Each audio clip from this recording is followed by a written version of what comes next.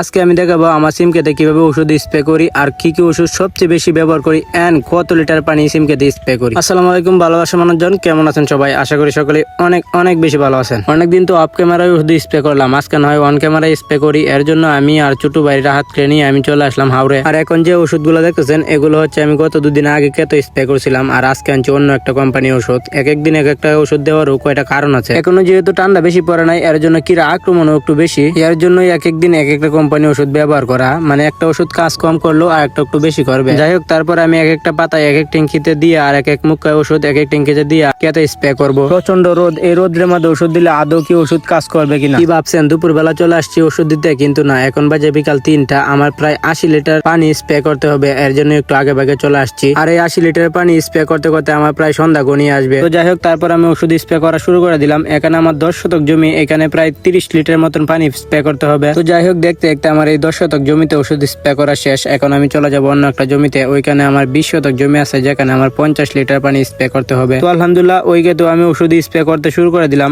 আজকে একটু সময় কম লাগার কারণ হচ্ছে ক্ষেতের কাছে আমি পানিটা পেয়ে গেছি, এর জন্য একটু সময় কম লাগছে আজকে। তো আলহামদুলিল্লাহ দেখতে দেখতে আমার ওষুধ স্প্রে করা শেষ। মোটমাট আমি 30 শতক জমিতে 80 লিটার পানি স্প্রে করলাম। তো আজকে মিনি ব্লগটা এই পর্যন্ত। ওই ভিডিওটা কেমন লাগলো অবশ্যই কমেন্টে বলবেন, আর ভালো লাগলে একটা শেয়ার করে দিবেন। দেখা হবে নেক্সট ভিডিওতে। সকলে ভালো থাকবেন।